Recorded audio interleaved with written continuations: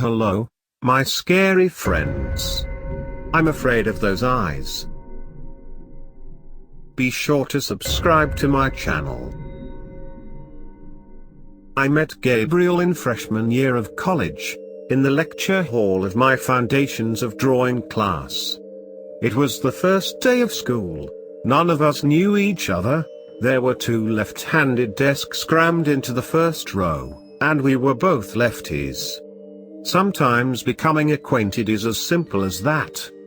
Gabe and I quickly grew closer as we discovered that we rode our bikes down the same road every morning to get to campus.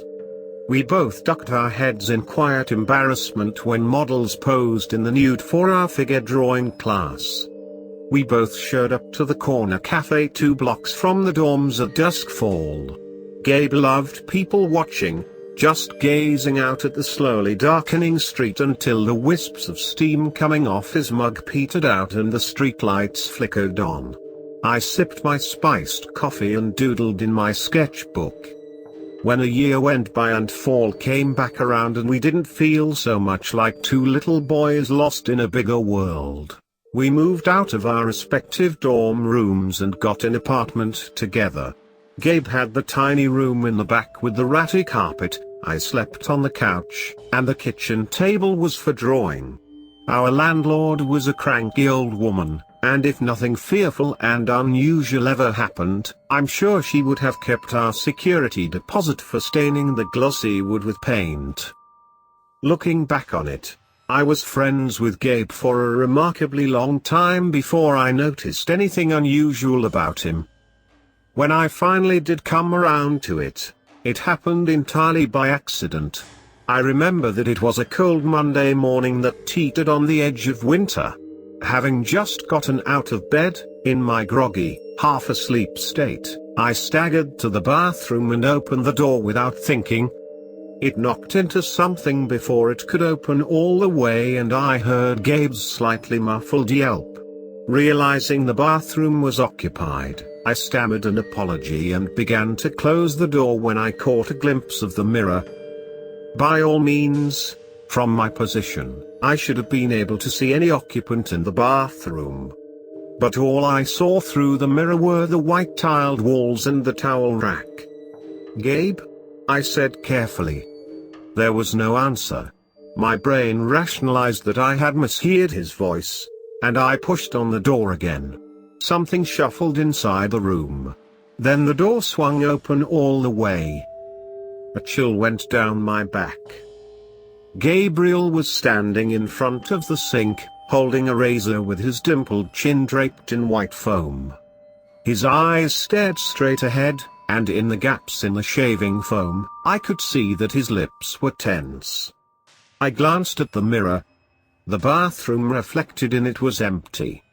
I looked back at my roommate. Gabe exhaled slowly.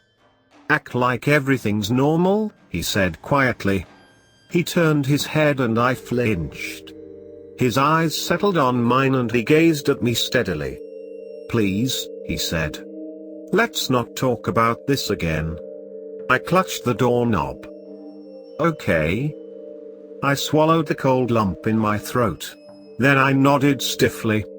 Gabe smiled, but I could tell it was forced.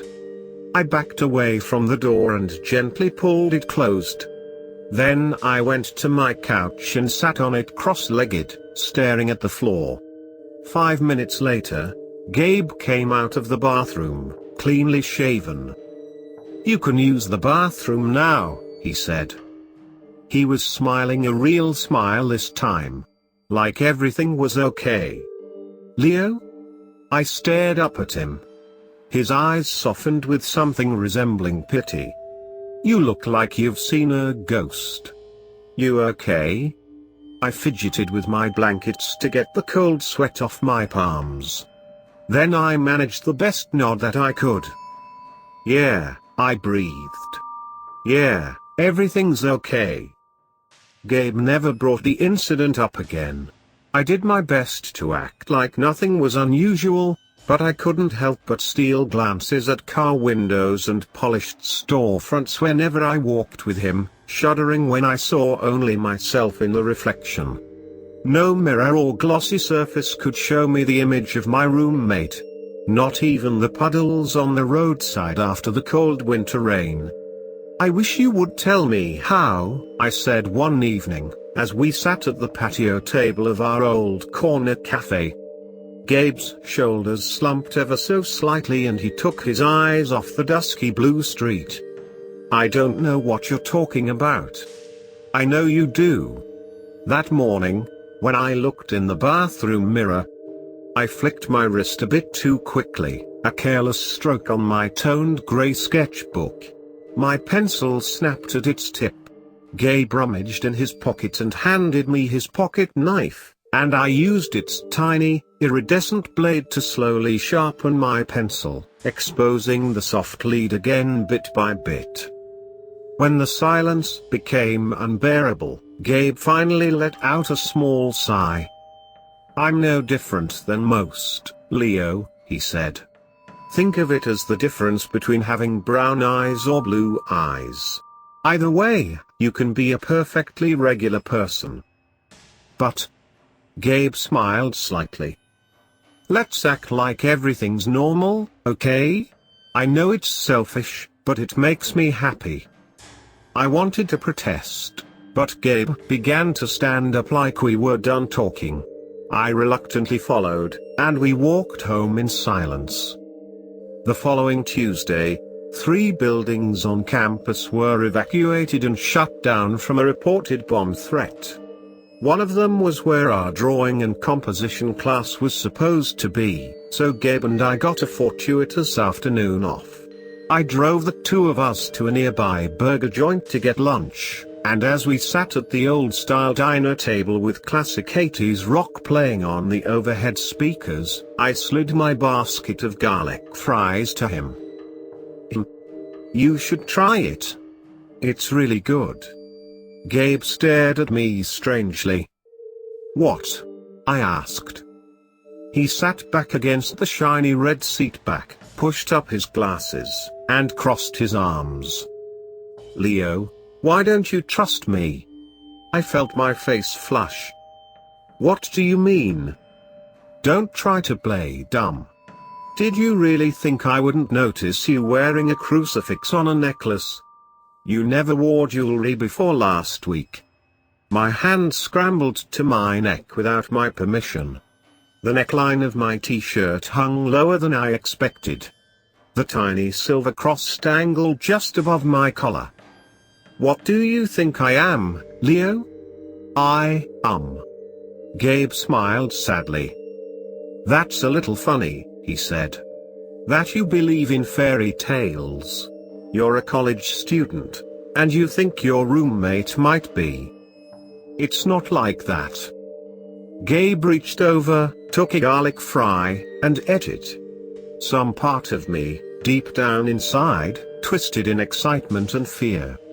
Nothing happened. "I hate to break it to you," Gabe said, "but vampires aren't real." "I need you to tell me why." "Then," I said quickly, trying to hide my embarrassment. "Why what?" "Why you don't have a reflection." Gabe glanced around at the chattering people all around us. I could tell he didn't want to talk, especially in a crowded restaurant at lunchtime, but I wasn't going to let him drop the ball again. He must have realized that because he sighed grudgingly. "You ever watch the Disney version of Peter Pan?" he asked. "You just laughed at me for believing in fairy tales. This is a metaphor. You know how Peter Pan loses his shadow, and how the shadow runs away from him with a mind of its own. You lost your reflection?" He nodded grimly. "I don't know if it's something that can happen to everyone," he said. "I've never seen anyone else without a reflection. But maybe..." "Maybe what?" Gabe sat back in his chair again, averting his eyes. I watched him, waiting until he leaned in stiffly and spoke in a low voice.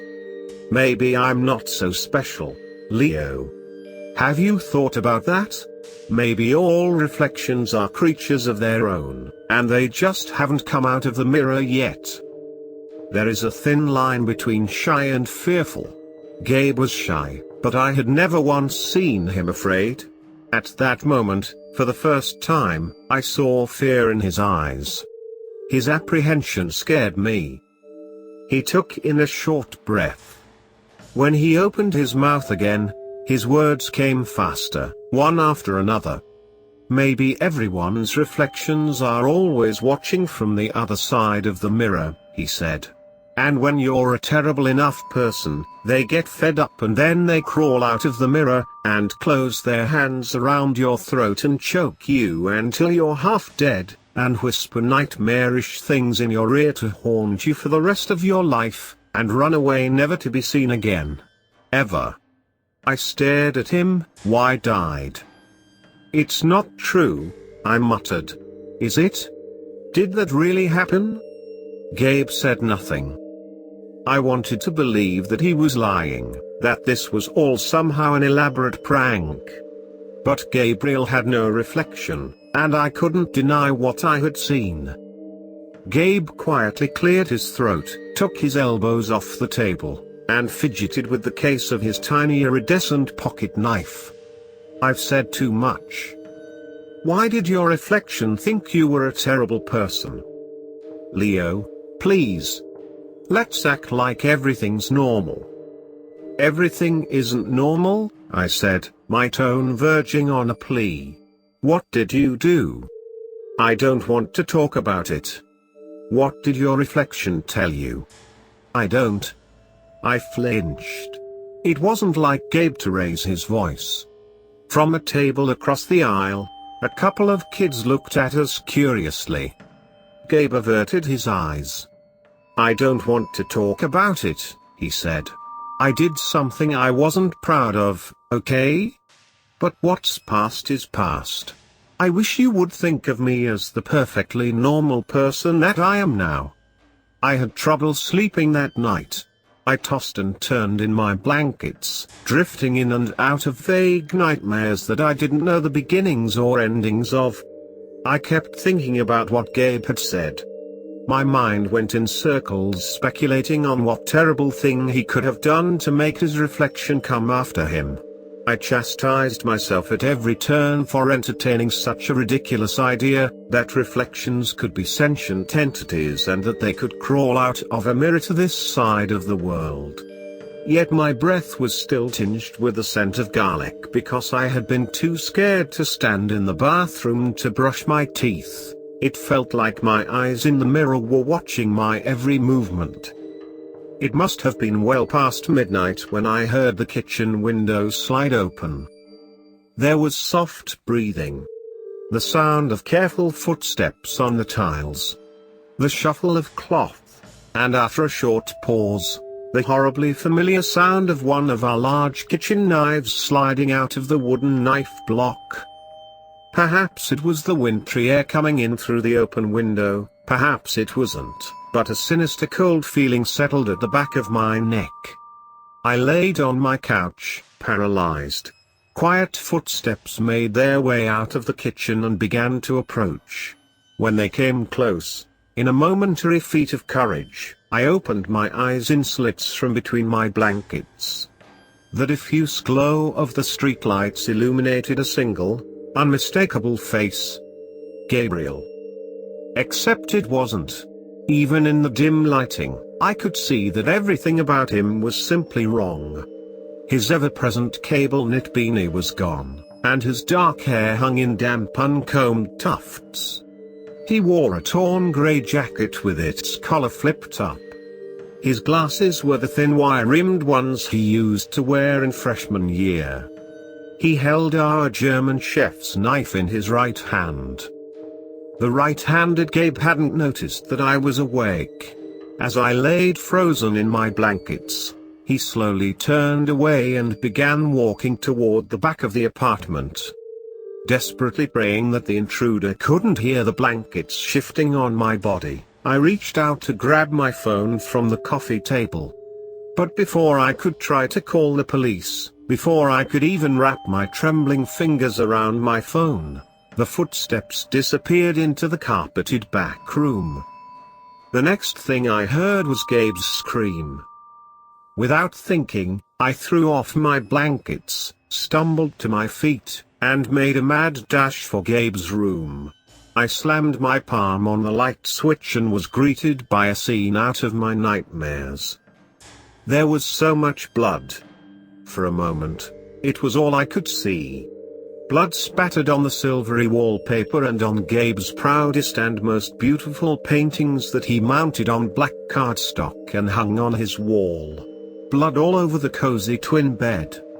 I gripped the doorway as a wave of nausea threatened to bring me down to my knees. My roommate, the Gabe I knew, the Gabe who combed his hair neatly and put his horn-rimmed glasses on his nightstand and went to bed in soft fleece pajamas, was pinned to the corner between the edge of his bed and the wall, his shirt slashed to pieces and the heavy blade of the kitchen knife stuck half an inch deep in his chest. Bent over him was the intruder, the stranger who wore the guise of my friend, steadily pressing down on the hilt of his knife. Gabe let out a strained moan that might have been my name. The intruder turned his face toward me. Madness pulsed in his bloodshot eyes. The mask that he wore was so familiar that seeing anything other than Gabe in his expression was sickening. "Don't move a fucking inch," he snarled in my roommate's voice. "If you know what's good for you." I stared back at him, pathetically unable even to make a sound. The intruder turned back to Gabe and laughed. "I finally caught you," he breathed. "You knew I was coming, didn't you? I'd have given anything to blow you and your pretty little world to dust. It's a pity. But they'll do just fine." Gabe's arms and legs spasmed, struggling to break free, but he was helplessly trapped. "Look at me, you fucking monster," the intruder hissed, words pushing through hysteria. "This was supposed to be my life. Do you hear me? All this was supposed to be mine." The sickening crunch of bone turned my insides. The kitchen knife sank up to its hilt in flesh and blood. Gabe howled, his voice echoing down the neighborhood. Then, without a sound save for a small cough, he fell limp. "Die, motherfucker," the right-handed stranger muttered through his teeth. "Go back to hell where you belong." He was met with no answer. Everything was silent. Slowly, the intruder turned to me again. His lips trembled before spreading into a thin smile. "Why, hello there," he whispered. "You must be my roommate." I took half a step back. The room tilted back and forth. "Don't be afraid," he said. "I've come to liberate you from this monster. Has he told you about me? Did he relish the way he tortured me? Did you know I even existed?" Behind him, swaddled in bloodied sheets, I thought I saw Gabe's hand twitch. My eyes widened. "What's wrong, sweetheart?" Before I could say a word, Gabe, the real Gabe, heaved himself upright, pulled his pocket knife from underneath his pillow, snapped open its tiny iridescent blade, and sank it deep into the side of his doppelganger's neck. The plastered-on smile on his face stiffened. Blood spurted from his wound. Manic adrenaline pumped the stranger's life out onto the ratty carpet, and in less than a minute, he was a white corpse on the floor. Gabe slumped back onto his bed. His eyes rolled back in his head. I stumbled into the room on puppet limbs, my ears ringing and my stomach twisted in knots, and clamped my hands around his blood-slicked pajamas. "Gabe," I gasped, shoving his limp body up into my arms. "Gabriel, stay with me." His head lolled. In my completely rattled state of mind, I somehow found the clarity to refrain from pulling the kitchen knife out of his chest for fear he would lose more blood. I tore the sheets off his bed and twisted it as tightly as I could around his chest. "Oh, God," I muttered, slamming the apartment door open and carrying Gabe down the stairs. "Oh, God, why is this happening?" I tried not to feel how cold he had become. I tried not to gauge how much blood we were leaving smeared on the stairs behind us.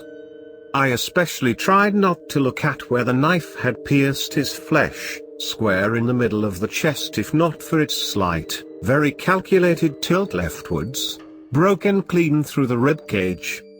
The drive to the emergency room was a blur. There were no cars on the road. As soon as we got to the hospital, people began shouting, white-clad medical staff barking orders. Someone wrestled Gabe's body out of my arms. I found myself sitting in the ER waiting room, staring down at the rusty stains on my bare feet. It was deep into the cold lonely night when the doors to the hallway slid open and a uniformed man walked out. "Are you with the young man who came in at 1:20? "He didn't come in," I said hoarsely.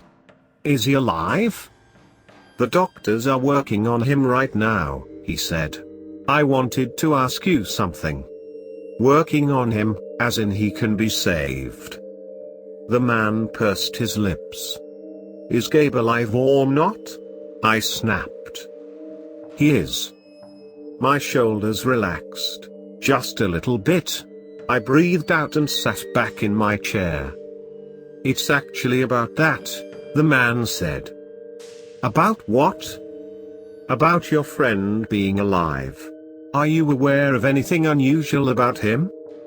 I looked away. The man shuffled his feet.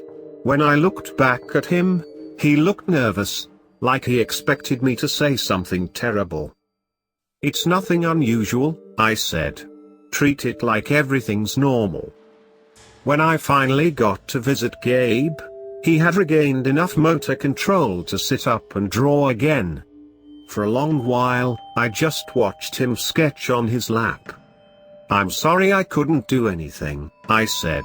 "I was scared." Gabe paused. His pencil hovered over the paper as he pushed up his glasses with his other hand. "It's okay," he said. "I don't blame you." "Do you believe him? About how you're a monster?" Gabe averted his eyes. Silence hung between us long enough for him to resume sketching. Faces bloomed on the page, strangers out of the imagination.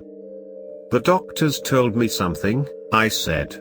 "They asked if I knew anything unusual about you. I thought they were talking about the reflection at first, but there's something else too, isn't there?" Gabe tensed. He didn't say anything. "They told me how you survived the stab wound. You have your heart in the right side of your chest." "Leo. It's you, isn't it?" I said. "You're the one who came out of the mirror." I could almost feel the air in the room grow colder. Gabe's eyes were dark, unreadable. Finally, he spoke in a low voice. "He was a terrible person." I nodded. When I went back to the apartment to wrap the garbage bag onto his corpse, I had seen the old bruise scars around his neck.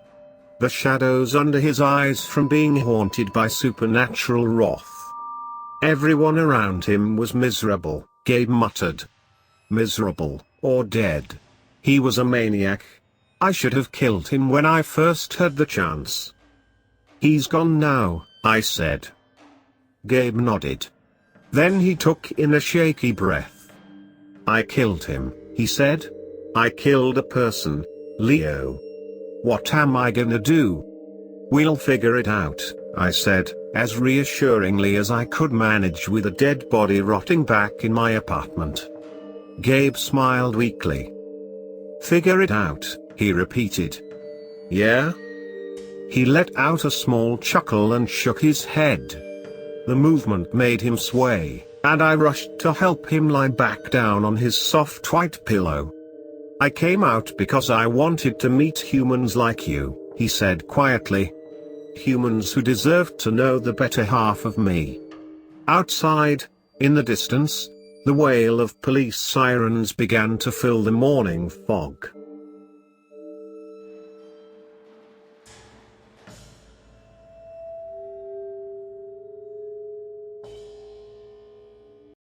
Why do vampires never wear makeup? Because they can't see their reflection. Be sure to subscribe to my channel. So about 2 months into my semester abroad, and I get into the bad habit of walking the streets at night as a way to take the edge off my insomnia. It's better than feeling caged up in my cramped dorm room with my roommate's hot little breaths a few feet away and not even feeling comfortable enough to move in my bed without causing a stir. But aimlessly pacing the streets in the dead of night doesn't feel that great either. It feels confining not being able to sleep, like the world won't let you back into the daytime. I'm walking through an anonymous bit of Queens. A light industrial, boringly functional bit of the borough. It's a weekday night, and as quiet as a crypt. I'm beginning to think I'm the only living thing for blocks when I hear a raised voice coming from across the street, almost a shout. It's a Latino-looking guy, and at first, I think I'm going to get mugged. Not like those two things are connected in my head, of course, but he is not even looking at me. It's like he is having an angry conversation with the empty air. "You're not real," he is saying over and over again. "You're not. You're not real." He is swaying back and forth, in a way that really suggests he has been drinking. But he is also really out of breath, like he has also been sprinting. I could hear half of the conversation, but from where I was standing it looked like he really should be winning that argument. I'm telling you. I'm telling you. No, not even when the stop. He pushes his hand out authoritatively and then puts his finger to his lips to call for silence. It gets quiet again, and the sudden silence is enough to creep me out and start my legs working again. I walk to the end of the block and then look back again. He is still standing there on his own. All I can make out at this distance is just a vague silhouette, but he now looks like he is standing stock still and facing directly towards me. Which is enough to send me into a light jog. The figure now clearly starts coming towards me. Walking or running, I don't know. And I'm now about to start running myself when I nearly barge into someone coming around the corner. It's the Latino guy. He must have taken a shortcut through an alleyway and sprinted around to cut me off at the corner. But even then, there's no way he could have gotten from behind me to in front of me in a few seconds since I last turned around. He is already talking. "We gotta go, man, go. There's a subway station this way. You have to come with me." I should have been more scared. But the guy is well dressed, clean, he doesn't seem drunk or high up close, and he seems genuinely frightened. I follow, half running, half dragged by this guy. He is pretty strong. I try and get him to say what's happening, but he just shakes his head. Maybe he is out of breath, or maybe he thinks it's too much to explain. He bundles me down the street, into the station, past the turnstile, and we're on the platform before I can get him to let go of my lapel. He is really scaring me at this point, and it's then I do something I maybe shouldn't have. When the train comes, he pulls me onto it along with him. I wait until the doors are about to close and I hop out just as they shut behind me, and then watch as the train pulls out of the station. I see one last scared look from him before he vanishes into the tunnel, eyes round as saucers. I mean, of course, I jumped out. I'm not getting onto an empty train with some crazy guy. So there's me alone on the platform, wondering whether the best move is to wait for another train or leave entirely before he comes back. When I see someone standing on the other end of the platform watching me. At least I think he is watching me. He is standing behind a pillar and all I can see is a bit of him sticking out, a shoe, a beaten old overcoat, a misshapen black hat covering his face and head. He notices me watching him and moves position. Puts the pillar between me and him. Like he is deliberately hiding. I try and sidle past his position to get to the exit as fast as I fucking can. Barely breathing at this point. But as I get past the pillar he is already gone. It's like I'm alone on the platform again. Which is really fucking disturbing because there's literally nowhere he could have gone except maybe rolled off the platform entirely and hidden on the tracks. I wasn't going to look over the edge and find out. As I leave the subway I use the security mirror set into one corner to check no one's behind me. It doesn't show anything so I press on back onto the empty street. But I still can't get over the feeling like I'm still being watched. I can feel a light breeze on the back of my neck. Not breath. It doesn't feel warm in the slightest, but it's too focused to be the wind. Weird things keep happening. I step over an empty can without touching it only to hear it suddenly clatter a few feet behind me. My collar catches on my throat like it's being tugged from behind. I can hear faint talking in the distance only to get the inexplicable impression it's actually someone mumbling up close in my ear. I'm almost relieved when I see another stranger about to pass me on the street. A short middle-aged woman in a parka and a matronly demeanor. I think we're about to pass each other without comment when she suddenly grabs my arm in a vice-like grip. I don't know who's following you. I saw him when I was down the other end of the street walking behind you as he is stepping on the backs of your heels. He doesn't look like a friend of yours. She lets me go and practically pushes me in her haste to get away. She disappears around the corner and I don't see her again. I look at every reflective surface I can find. A long shop window suggests there can't be anyone behind me. But I turn around anyway and I still can't see anything. A pain in my arm gets me to flinch. Like a sting but less piercing, more like I'd been pinched. I step back clutching my arm and listen out. A distinct chuckle sounds out in the air around me. I definitely heard it, it couldn't be anything else. At this point, I can't stand anymore. I've been walking for a few hours and managed to double back near to where I'd started walking at the beginning of the night. I knew what I was looking for and I found him where I'd spotted him a few hours before. A homeless guy sounds asleep in the storefront of a computer repair place. The kind of bearded, grizzled old guy that in another life could have been cast as Father Christmas in a chocolate box advert. I bend down to drop some change into his paper cup and then jog to safety a few hundred meters or so down the road.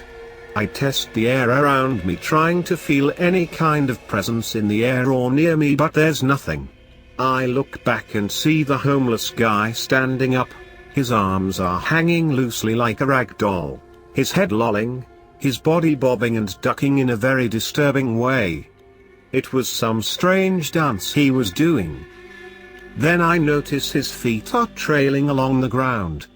There's no weight on his legs. He is bobbing in the air completely unsupported, he gives out a strange noise like a choking sound. And he is propelled forcefully backward, dragged like he was being carried on a gale. Disappearing behind the building at the speed of a running man. Needless to say, I took off. I got on the nearest subway, rode to a busy station and then paid for a taxi all the way back to my building. I waited a week or two and then went back to where I'd seen the homeless man disappear. The alley next to the building led to a dead end, a chain-link fence with no evidence anyone had been there except for a discolored patch on the ground. It could have been spilled oil, roadkill, or whatever, but I didn't think so. I think it was dried blood. After that, I didn't go out at night for the rest of my time in America. Not even to the most crowded places. I'm not sure if we have those kinds of things in England. Maybe they're just more discreet.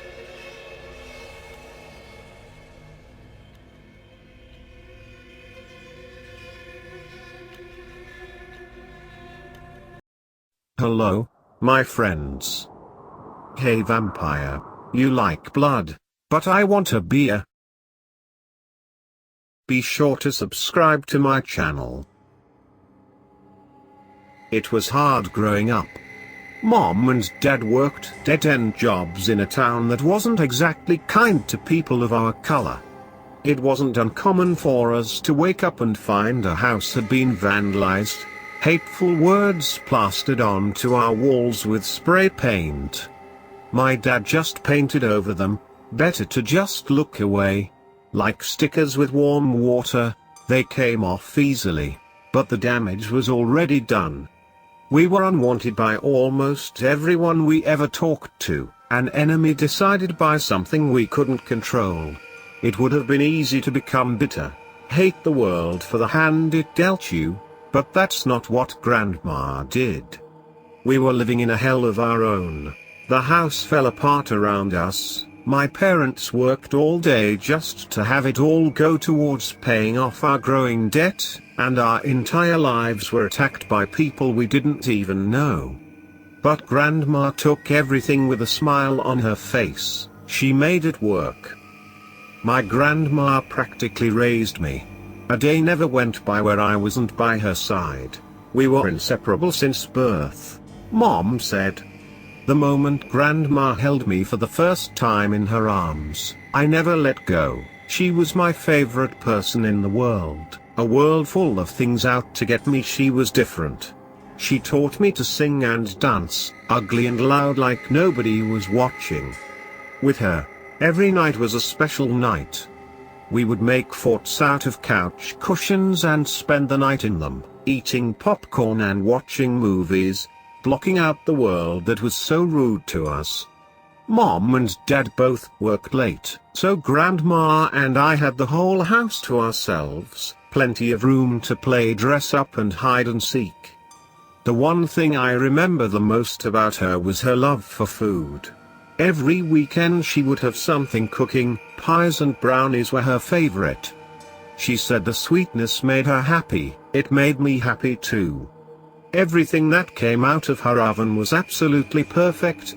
Everything had the perfect amount of flavor and sugar. She told me it was easier to understand baking than people. She was right. When I was 6, I came home with bruises and scraps all over my body. A few older kids caught me when I was walking home from the bus stop. They hurt me and called me names. Their hatred for people like me shone to everyone like flags they waved around. After a few minutes, the police came and they stopped, running away like bugs when you shine a light at them. The police came too late, though. I still remember the boys' words, burnt into my brain with cow brands. They told me I was nothing but a rat. A dirty, useless rat. I came home to Grandma on the porch with a rocking chair. Her face was worried. I was 30 minutes late. She ran straight to me once she saw me and I crumpled into her arms. She told me it would be okay, that things would get better, and I believed her. Later that week the boys went missing. They were out on their bikes playing around and they didn't come back home. Grandma and I danced and sang all through the night when I found out what happened to them. Discovered the bottom of the lake. Autopsies showed their stomachs were full of dead rats. Waterlogged and rotten, like the trash they were. The next day I woke up in one of our pillow forts without Grandma by my side. The indent in the pillow next to me looked wrong without Grandma's head to fill it. She never left without me, I thought. All of my life she's stayed by my side. I looked all around the house for her, to no avail. In the kitchen, the bathroom, the bedrooms, even the backyard. She was nowhere, disappeared into thin air, and for the first time in forever I was alone. I tried to act normal. I got myself dressed and made breakfast. Chocolate cereal and orange juice, what Grandma always made for me. I tried, but it wasn't the same. I couldn't do it, my tears dripping into the cereal bowl like raindrops on a cloudy day. I tried calling Mom and Dad, but they didn't answer. The world was ending around me and I couldn't do anything about it. Grandma found me later that day huddled underneath my bed, shaking and crying. She said she stopped by at a friend's house, though I could watch over myself for half an hour or so. She didn't leave me alone again until she went to the hospital for cancer treatment. It was in her pancreas, they said. Some abstract organ my 6-year-old brain couldn't imagine.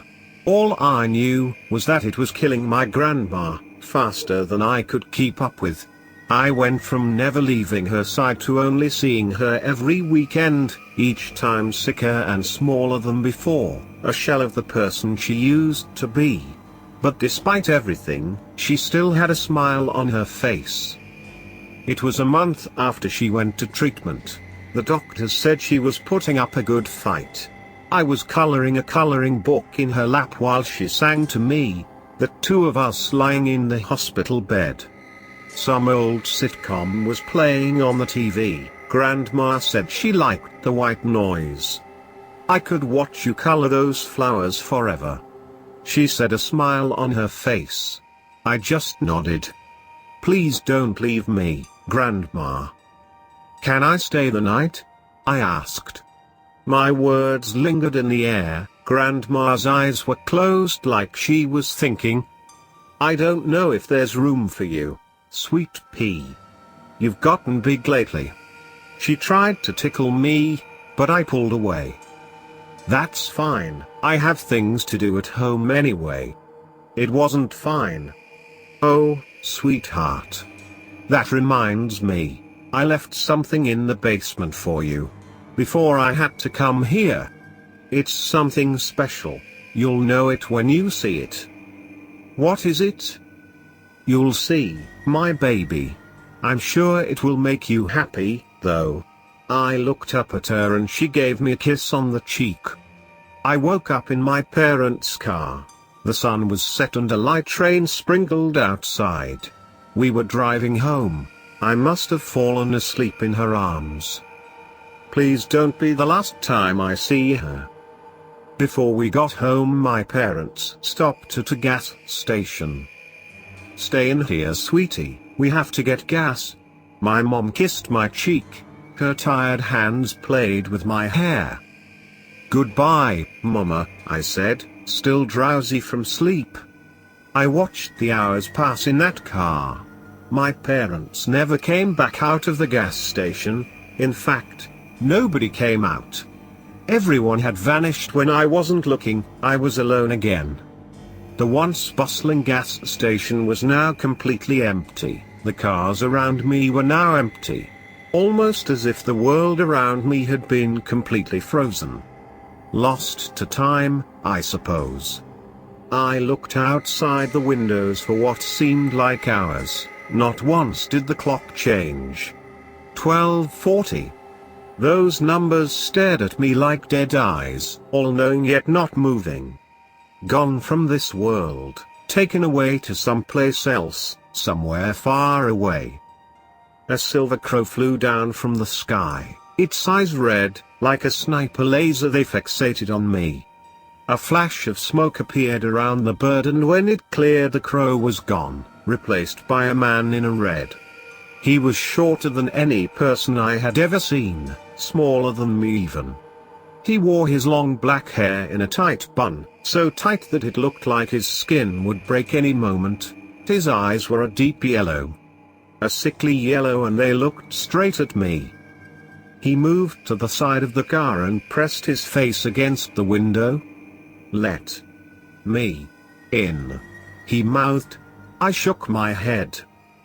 He brought his head back and smashed it into the window. Only a small crack was left on the window. He wasn't strong enough. Only a trickle of blood went down his forehead. The blood was black. He stepped back, pulled out a piece of paper, and used his long nails to scribble a message. "You're in danger. Please let me in, I'll help you." It read, pressed against the window. I shook my head again. I heard a crash in the distance, and the man got startled and flew away. Something else is out there. I watched the crow man fly into the night. Straight up he went until he was gone and I was alone again. I was left waiting again. For my parents, for anyone who could save me from the world I had found myself in. They never came, but the butterflies did. Hundreds of butterflies, all different colors and sizes, covered the car with me in it. Once the last hole of butterflies was filled, I felt the whole car move, and then we were going up to the sky, to a place far, far away. I found the coloring book I was drawing in at the hospital. Grandma had scribbled in a page, a simple drawing of two people. A little and big one, me and her. "Grandma loves you," written in purple marker. I looked at the next page. A man with yellow eyes and black hair was plastered onto it. I closed the book, put it away and hid it somewhere I wouldn't find it again. Best to leave it for another time. I felt the car move again. I blinked and the butterflies were gone. Lost in the wind. It was day and the sky was clear. The butterflies had dropped me off at my house, right in front of the door that led to the basement. I left something in the basement for you, before I had to come here. It's something special. You'll know it when you see it. Grandma's words echoed in my mind. The butterflies must have heard her too. I stepped out of the car, into a world I knew wasn't my own. The air smelled like pies, Grandma's pies. The basement was dark and moist, like somebody had left the door open when it was raining and now it was flooded. My wet shoes confirmed this. The water at the bottom of the basement was up to my knees. Only one dying light bulb in the middle of the room guided me. I saw two fish swim around in the water. Their orange bodies glowed and sparkled. The spots on the goldfish backs looked exactly like the ones that lived in my room when I was younger. But they died a year ago, and the goldfish that swam at my feet were almost a foot long. Nevertheless, they jumped and played at my feet, like long-lost friends. I knew when I touched them they would disappear, but I did it anyway. Sure enough, I bent down and they were gone. A box floated out from the darkness. Tony Baby printed on the top in Grandma's handwriting. I opened the box. It smelled like pie inside. A sock monkey, soaked in water, sat in the box. His button eyes looked right through me. I picked him up. He was heavier than I expected, like a real monkey. A string came out of his back, the kind you pull and then it says something. So I pulled the string, and sure enough it spoke to me. "Give Mittens candy," he said to me in a childish monkey voice. I looked in the box behind him and found a peppermint.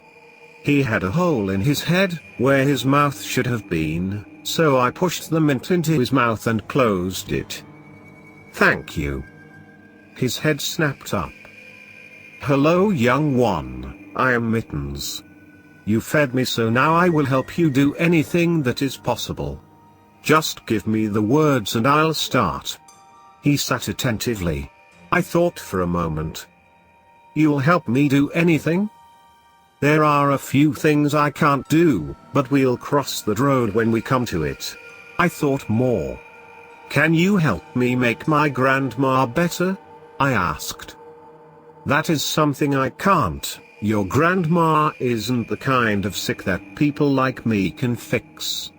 "Oh," I said. "Why?" "Well, your grandma is a witch." That's how she made me in the first place. Magic, and a lot of it. She messed with the wrong things and now she got herself hurt.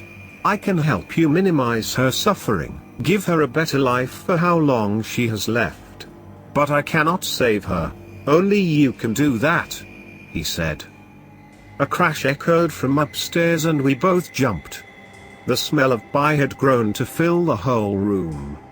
Looks like somebody has followed you here, the monkey said, sighing. Let's go, young one. This task is on me. I followed him up the stairs. The sound was coming from the kitchen, deep grunts followed by more crashing. I stood at the closed door with the monkey by my side. It opened on its own to reveal Grandma in the kitchen. She was making a pie. Oh, hello, darling. I've been waiting for you. Something wasn't right. She ran up to me and tried to hug me, but I backed away. Who are you? I asked. I'm your grandma, silly. But she wasn't. Everything was wrong about her. Her smile wasn't happy enough. It was forced. A fake smile for a fake woman. She wrapped her hand around my neck and squeezed. I closed my eyes, and when I opened them again my fake grandma was gone. A black hole stood in her place. The monkey snapped his fingers and it was gone again. Banished to a world of eternal darkness. Why must it end this way? He said. Let's go. I changed my mind. I think I can help your grandma now. Is that what you want? I couldn't believe it. Yes. I wrapped my arms around his small body. Okay, let's go. He snapped his fingers again and we were outside my house. A hole opened up to the sewers. Take this path in the sewers. Follow wherever the wind takes you. I can't help you on your journey, but if you are successful I'll be on the other side with you. Hopefully, Grandma will be the too. He patted my head and disappeared, alone again. The sewer smelled worse than anything I had ever smelled before. Rats and bugs crawled all over the ground. Like little monsters they scurried away when I shined my flashlight at them. Gone too deep into the sewer. I walked on the dry parts of the ground. Each step took me further away from my home. There wasn't anything left for me back there, though. An empty house and an empty world, nothing special about it. I turned around a corner and saw someone was waiting on the other side. A hunched-over rat dressed in cloth stood in the path. His hair crawled with spiders and his eyes were white. Am I going the right way? I asked. No path is right. Just keep going, he replied, then disappeared. Please stop leaving me. I walked for days. Along a path that never changed. The same old sewer for miles and miles. A few other rats paid me a visit, but none of them talked. All they did was stare. One of the rats had yellow eyes and black hair. He tried to follow me but I shooed him away. Better not to take chances with things like that. The walking continued until I found the end of the tunnel. An awkward wall stationed in the middle of the path. Crude drawings of stick people were plastered all over the wall. Stay safe was written in big letters in the middle. I didn't feel safe. I looked up and saw a hatch in the ceiling. A smiley face was painted in yellow, covering the door. All I could do was open it. It was what I came to do. A bright light was behind the door, and so was the smell of a hospital. The door led to Grandma's hospital room, except Grandma wasn't there. Instead, the small man was in her place. Sit, child. He moved his arm and a chair flew through the air. It landed just in front of me. How was your journey? I imagine you experienced some hardships, he said. You can say that. And then he laughed. The type that rings in your ears and shakes the walls. The kind so loud, It was fake.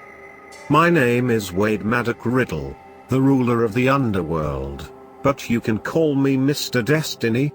He held out his hand for me to shake it. I declined.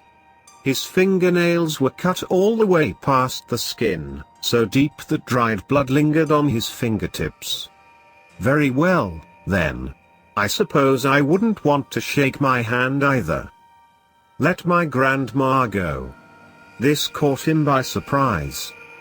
Darling, your grandma is a thief and a murderer. The worst of the witches out there, if you ask me. She killed a group of young boys in cold blood, made them eat rats before she drowned them.